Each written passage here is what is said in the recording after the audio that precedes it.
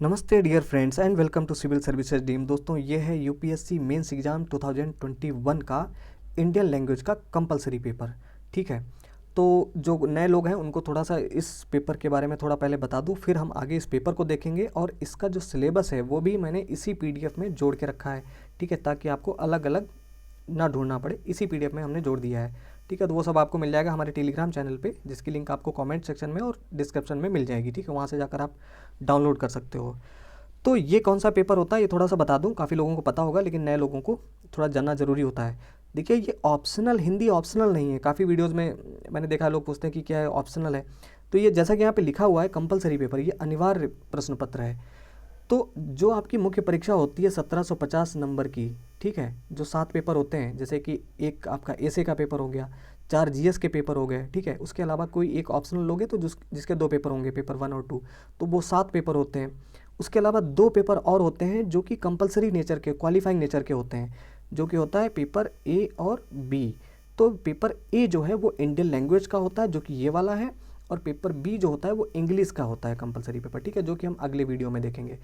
तो ये जो हिंदी है, ये पेपर ए है इंडियन लैंग्वेज का। अब इंडियन लैंग्वेज में जो हमारे इंडियन कॉन्स्टिट्यूशन में जो 22 भाषाएं दी गई हैं 8th शेड्यूल में, उनमें से कोई भी एक भाषा लेकर आप इस पेपर को पास कर सकते हो।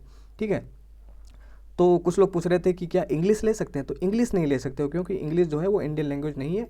हमारे कॉन्स्टिट्यूशन में कि जो 22 भाषाएं हैं उनमें इंग्लिश नहीं है। ठीक है, और इंग्लिश का तो अलग से एक पेपर होता ही है आपका, पेपर बी।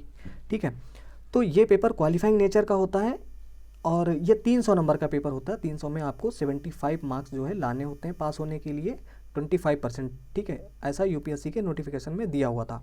तो नया नोटिफिकेशन आया, एक बार आप उसको आप फिर से चेक कर लेना, ठीक है, कि वहाँ पे क्या दिया हुआ है। तो इस पेपर का जो सिलेबस है, इसको पास करना बहुत आसान है और किसी भी लैंग्वेज में दे सकते हो। जैसे काफ़ी लोग पूछते हैं कि क्या क्या बांग्ला में दे सकते हैं, जी बिल्कुल आप दे सकते हो। ये चूँकि यहाँ पे जैसा लिखा ना कि ये क्वालिफाइंग नेचर का है कंपलसरी पेपर, आप किसी भी भारतीय भाषा में दे सकते हो। अगर आप मान लीजिए कोई साउथ इंडिया से है, कोई तमिलनाडु से है, तो वो ये तमिल में दे सकता है। ठीक है, जो हिंदी भाषी क्षेत्रों में रहते हैं तो वो हिंदी ले लेते हैं। ठीक है, तो ये हम लोग हिंदी वाला देखेंगे। तो पहले आपको इसके सिलेबस के बारे में थोड़ा बता दें, क्योंकि इसको पास करना तो ज़रूरी ही है और ये पास करना बहुत आसान है। 75 मार्क्स ही आपको लाने हैं 300 में टोटल। और कैसे पास कर सकते हो उसका यहाँ पे सिलेबस मैंने नोट करके रखा हुआ है। ठीक है, इसी पीडीएफ में आपको मिल जाएगा। तो जैसा कि आप जानते हैं 300 नंबर का तो टोटल पेपर है, जिसमें 100 नंबर का एक निबंध पूछा जाएगा, एक ऐसे लिखना होगा। अब निबंध की तो तैयारी आप अलग से तो करनी नहीं होगी इसके लिए, निबंध चूँकि एक पेपर होता ही है। ठीक है, तो 100 नंबर का निबंध है वो तो आप लिख लोगे। एक गद्यांश, एक पैसेज वहाँ पे दिया गया होगा जो 60 नंबर का पूछा जाएगा, जिसको पढ़ के आपको उसके आंसर लिखने होंगे। 12-12 नंबर के 5 क्वेश्चन होंगे, जिनको आप उसी गद्यांश को, उसी पैसेज को पढ़ के उसके आंसर लिखने होंगे। ठीक है, इसके अलावा एक पैसेज दिया गया होगा, यानी गद्यांश दिया गया होगा, जिसको आपको संक्षेप में लिखना होगा, उसका सारांश लिखना होगा, वो भी 60 नंबर का होगा। ठीक है, तो ये 3 क्वेश्चन हैं, यही 220 नंबर के हो गए। ठीक है, और पूरा पेपर है 300 नंबर का। तो पास होने की जो व्यवस्था है वो आपकी यहीं से हो जाती है। ठीक है, तो हालांकि नीचे पूरा सिलेबस पूरा देख लेना, सब कुछ कर लेना है, लेकिन आपका जो पूरा फोकस होना चाहिए वो इसी पर, इन्हीं 3 क्वेश्चन पर होना चाहिए जब आप प्रिपरेशन कर रहे हो तब। ठीक है, यूपीएससी ने एक रिपोर्ट निकाली थी कुछ वर्ष पहले, जिसमें बताया था कि जो मेंस देने वाले जितने लोग होते हैं उनमें से 10% लोग किसी एक साल में फेल कर गए थे, ये कंपलसरी पेपर पास नहीं कर पाए थे। ठीक है, तो इसलिए ये बताना ज़रूरी है आपको। ठीक है, तो अगर मान लो बहुत सड़ी राइटिंग नहीं है तो भी 100 में से 50 नंबर आपको यहाँ पे मिल सकते हैं, निबंध में मिल सकते हैं। 30 नंबर आपको यहाँ से भी मिल सकते हैं, मतलब अगर पढ़ के आप लिख दोगे थोड़ा ठीक ठाक। ठीक है, यहाँ भी 30 25 30 नंबर मिल सकते हैं। तो पास होने की व्यवस्था जो है वो आपको यहीं इन्हीं 3 क्वेश्चन से हो जाती है। अब इसके बाद भी चूँकि आपको काफ़ी चीज़ें आती होंगी तो वो तो आप कर ही लोगे। इसके अलावा जैसे एक गद्यांश वहाँ दिया गया होगा, उसका अंग्रेज़ी में अनुवाद करना होगा, हिंदी में आपको पैसे दिया गया होगा जिसको इंग्लिश में ट्रांसलेट करना होगा। अब कुछ लोग पूछ रहे थे कि क्या ज़रूरी है, अगर इंग्लिश नहीं आती है तो क्या होगा, तो क्या कुछ नहीं होगा, तो आप छोड़ दीजिए, नहीं आता है तो क्या, बाकी सारी चीज़ें कर लीजिए। आपको कैसे भी लाने हैं, मारपीट के आपको 75 नंबर लाने हैं। ठीक है, एक इंग्लिश में दिया गया होगा पैसे, जिसको आपको हिंदी में लिखना होगा, उसका अनुवाद करके ट्रांसलेशन। ठीक है, 10 नंबर के मुहावरे पूछे जाएंगे, 10 नंबर का वाक्य जो अशुद्ध दिए गए होंगे उनको आपको शुद्ध रूप में लिखना होगा। पर्यायवाची 10 नंबर के लिखने होंगे। ठीक है, युग्मों का वाक्यों में प्रयोग 10 नंबर का लिखना होगा। तो होता क्या है कि गलती आपको ये नहीं करनी है इस पेपर में कि शुरुआत यहाँ से ना करें। ठीक है, क्योंकि ये 40 नंबर का ही पूछा जाएगा पूरा। ठीक है, कुछ लोगों को लगता है कि जैसे कक्षा 4 में पढ़े थे पूरे मुहावरे और पर्यायवाची वो सब याद हैं तो वहीं से, ठीक है, तो ये गलती ना करें आप। शुरुआत आपको करनी है यहाँ से, आपको निबंध लिखना है बहुत सीरियसली, और करंट के मुद्दे से ही होता है, बहुत आसान निबंध होते हैं, लिख सकते हो 600 शब्दों में।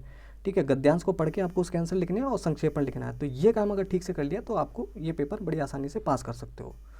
ठीक है जी, चलिए पेपर देख लेते हैं। अब इसके क्वेश्चन तो रिपीट नहीं होंगे, ये पेपर आप डाउनलोड करके देख सकते हो अच्छी तरीके से, लेकिन फिर भी हम देख लेते हैं। तो जो पहला क्वेश्चन होगा वो 600 शब्दों में आपको निबंध लिखना होगा। ठीक है, तो यहाँ पे 4 निबंध दिए गए, उनमें से कोई भी एक लिख सकते हो जो कि 100 नंबर का होगा। जैसे कि यहाँ पे बच्चों में कुपोषण की समस्या लिख सकते हो, या फिर ये वाला तो बहुत आसान है, वैश्विक शांति की चुनौतियाँ, बहुत सारी चुनौतियाँ हैं, गरीबी है, भुखमरी है, अशिक्षा है, आतंकवाद है। ठीक है, विश्व शांति के समक्ष बहुत सारी चुनौतियाँ हैं, उन पर लिख सकते हो 600 शब्दों में। ठीक है, तो एक तो यहाँ से हो गया। इसके अलावा यहाँ पे लिखा हुआ है दूसरा क्वेश्चन, निम्नलिखित गद्यांश को ध्यानपूर्वक पढ़िए और उसके आधार पर नीचे दिए गए प्रश्नों के उत्तर स्पष्ट, सही और संक्षिप्त भाषा में दीजिए। ठीक है, तो 5 क्वेश्चन दिए गए होंगे 12-12 नंबर के। इसको पूरा आप जैसे लिखा हुआ है ना कि ध्यानपूर्वक पढ़िए, तो ध्यानपूर्वक पढ़ लेना है। और उसके बाद यहाँ पर क्वेश्चन दिए गए हैं 5, इनको आपको पढ़ना है और इनके आंसर लिखने हैं बस। ठीक है, तो 12-12 नंबर के हैं, अगर आप ठीक ठाक लिख दोगे तो अच्छे खासे नंबर मिल जाते हैं। क्वेश्चन नंबर तीसरा जो है, एक और पैसे दिया गया होगा, अनुच्छेद आर्टिकल यहाँ पे दिया गया है, उसका संक्षेपण लगभग 1/3 शब्दों में लिखिए। 1/3 यानी 1/3 में आपको लिखना है। इसका शीर्षक लिखने की आवश्यकता नहीं है, यानी कि इसका टाइटल आपको नहीं लिखना है, संक्षेपण अपने शब्दों में ही लिखिए। ठीक है, तो यहाँ संक्षेपण में क्या है कि खुद के अपने ही शब्दों में लिखना है आपको, ऐसा नहीं करना है कि कट पेस्ट कर देना है या कॉपी पेस्ट नहीं करना है। ठीक है, लाइन्स को अपने शब्दों में लिखना है। तो नीचे यहाँ पे शब्द सीमा लिखी हुई होती है, जैसे कि ये पूरा जो पैसेज है, आर्टिकल है, वो 456। ठीक है, तो इसका 1/3 यानी आप 150 वर्ड में इसको अपने शब्दों में लिख सकते हो। ठीक है, तो ये तो कर ही सकते हैं। इसके अलावा जो अगला क्वेश्चन होगा वो होगा, निम्नलिखित गद्यांश का अंग्रेजी में अनुवाद कीजिए। ठीक है, अब कुछ लोग पूछते हैं कि अगर ये वाला नहीं करेंगे तो क्या होगा, तो क्या कुछ नहीं होगा, ये 20 नंबर का ही है। ठीक है, तो नहीं आता तो छोड़ दीजिए, और क्या कर सकते हैं, तो आता है तो कर दीजिए थोड़ा बहुत। इसके बाद अगला क्वेश्चन होगा, उसका निम्नलिखित गद्यांश का हिंदी में अनुवाद कीजिए। ठीक है, तो इसको पढ़ के आप हिंदी में अनुवाद करिए, ये भी 20 नंबर का है। इसके बाद है अगला, निम्नलिखित मुहावरों का अर्थ स्पष्ट करते हुए उनका वाक्यों में प्रयोग कीजिए। ठीक है, तो ये सब रटने की ज़रूरत नहीं है आपको। ठीक है, मेरी बात स्पष्ट ध्यान से सुनिए, ये 10-10 नंबर के यहाँ पूछे जाएंगे, तो इनके लिए आपको मेहनत करने की ज़रूरत नहीं है। उतनी मेहनत आपको देखो, मेहनत क्या करनी है आपको, आप इसका सॉल्व पेपर ले लो। ठीक है, आपकी टेंशन खत्म हो जाएगी, सॉल्व पेपर ले लो और निबंध देख लो आप उसके, और उसी में से आप ये पर्यायवाची या जो कुछ भी देखना है तो उसी में से आप देख सकते हो। ठीक है, और उसके बाद वाक्यों के शुद्ध रूप लिखिए। ठीक है, यहाँ सब दिया गया रहता है। ठीक है, ये सब बाद में करने की चीज़ें हैं, जब आपका बाकी सारी चीज़ें जो इंपॉर्टेंट जो करनी है वो सब करने के बाद। ठीक है, फिर है यहाँ पे युग्मों को वाक्यों में प्रयोग करना है, उनका अर्थ और अंतर ताकि स्पष्ट हो जाए। ठीक है, तो ये डाउनलोड करके पूरा अच्छी तरीके से पढ़ लीजिए आप, और इस पेपर को तो पास करना कोई बहुत कठिन काम नहीं है। ठीक है, तो दोस्तों इस वीडियो में इतना ही, मिलते हैं अगले वीडियो में, तब तक के लिए नमस्कार, जय हिंद।